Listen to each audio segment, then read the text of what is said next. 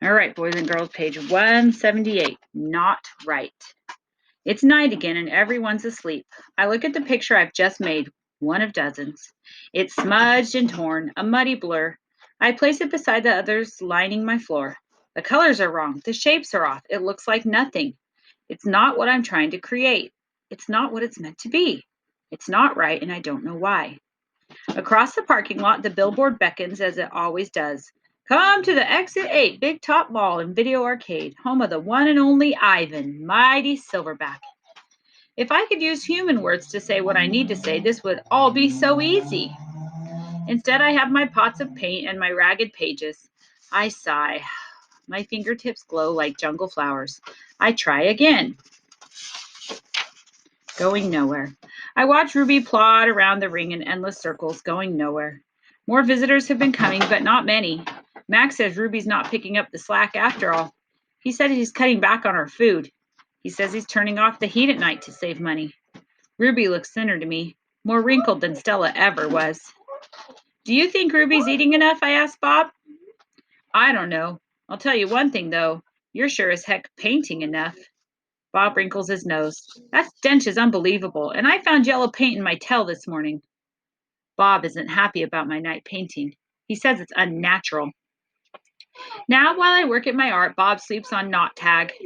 He claims he prefers her because she doesn't snore. He says her belly doesn't rise and fall and make him seasick.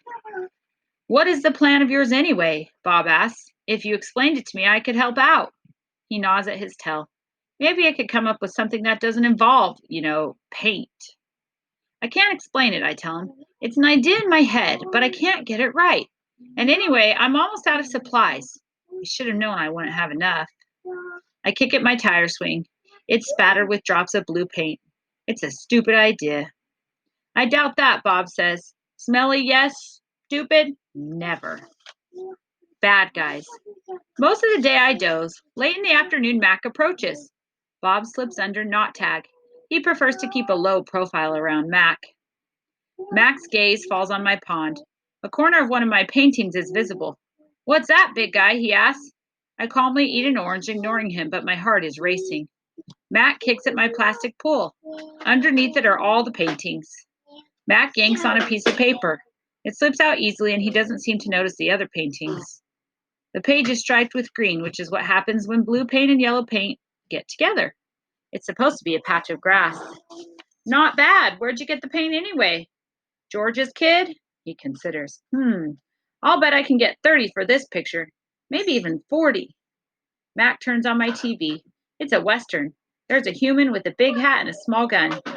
He has a shiny star pinned to his chest. That means he is the sheriff, and he will be getting rid of all the bad guys. If this sells quick, I'm getting you some more of that paint, buddy, Max says. He walks away with my painting, Ruby's painting. For a moment, I imagine what it would feel like to be the sheriff. Ad. Good news, huh? Bob says when Mac's out of earshot. Looks like you might be getting some more supplies. I don't want to paint for Mac, I say. I'm painting for Ruby. You can do both, Bob says. You are an artist after all. While I watch the movie, I try to come up with a new hiding place for my paintings. Maybe, I think, I could fold them once they're dry and stuff them into Knot Tag. It's a long movie. At the end, the sheriff marries the woman who owns the saloon, which is a watering hole for humans, but not horses. It's been a long time since I've seen a Western that was also a romance. I like that movie, I say to Bob. Too many horses, not enough dogs, he comments. And ads come on. I don't understand ads. They're not like Westerns where you know who the bad guy is supposed to be. And they're hardly ever romantic unless the man and the woman are brushing their teeth before they face lick. I watch an ad for underarm deodorant. How do you know who's who if they don't smell? I ask Bob. Humans reek, Bob replies. They just don't notice because they have incompetent noses. Another ad comes on. I see children and their parents buying tickets, just like the tickets Max sells. They laugh, enjoying their ice cream cones as they walk down a path. They pause to watch two sleepy-eyed cats, huge and striped, dozing on long grass. Tigers. I know because I saw them on a nature show once.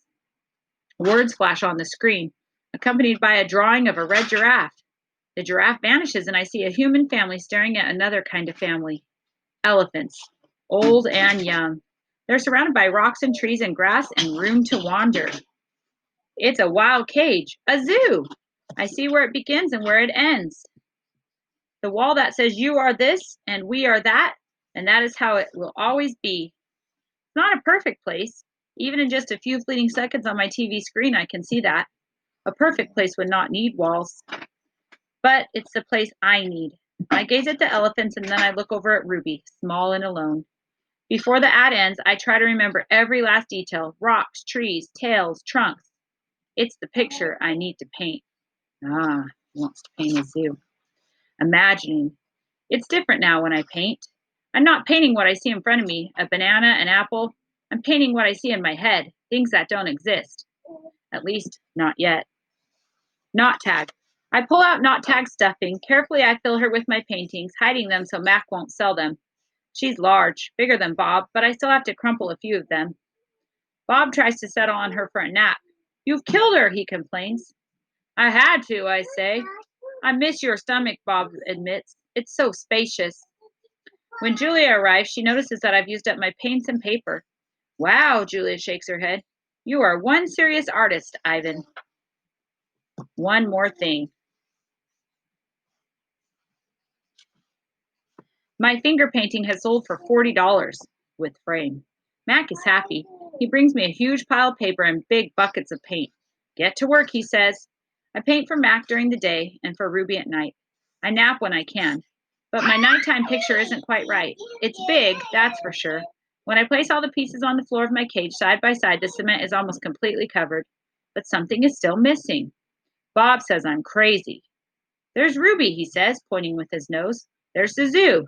There are other elephants. What's wrong with it? I need one more thing, I say. Bob groans. You're being a temperamental artist. What could be missing? I stare at the huge expanse of colors and shapes. I don't know how to explain to Bob that it isn't done yet. I'll just have to wait, I say at last. Something will come to me, and then I'll know my painting is finally ready. The 7 o'clock show. During the last show of the day, Ruby seems tired. When she stumbles, Mac reaches for the claw stick. I tense, waiting for her to strike back. Ruby doesn't even flinch. She just keeps plodding along, and after a while, Snickers jumps onto her back. 12. I lie in my cage with Bob on my stomach. We are watching Julia do her homework. She doesn't seem to be enjoying it. I can tell because she is sighing more than usual. Again, for the 100th time, or maybe the 1,000th time, I wonder what is missing from my painting. And for the 100th time, or maybe the 1,000th time, I don't have an answer. Dad, Julia says as George passes by with a mop, can I ask you a question? May I? George corrects. Ask away. Julia glances down at a piece of paper. What's the difference between the word spelled Principal and the one spelled Principle? Principal, like in charge of a school, or a principal, like an idea. The first one is the head of a school, like Miss Garcia. The second one is a belief that helps you know what's right or what's wrong. He smiles. For example, it's against my principles to do my daughter's homework for her. So that's the kind of principles of what's right and what's wrong. Julia groans. If I'm going to be an artist when I grow up, why do I need to know how to spell? With a laugh, George heads off. Poor Julia, I think. Gorillas get by just fine without learning how to spell. All those endless letters, those sticks and circles and zigzags, filling up books and magazines, billboards and candy wrappers. Words. Humans love their words. That's very true. I leap up. Bob goes flying straight into my pool. A word! You know how I feel about wet feet, Bob yells. He scrambles out of the water, shaking each foot in dismay. I look out my window at the billboard. I can still hear Mac's voice in my head. Come to the Exit 8 Big Top Mall and Video Arcade, home of the one and only Ivan, Mighty Silverback. I count to 12 and then I count again, just to be sure.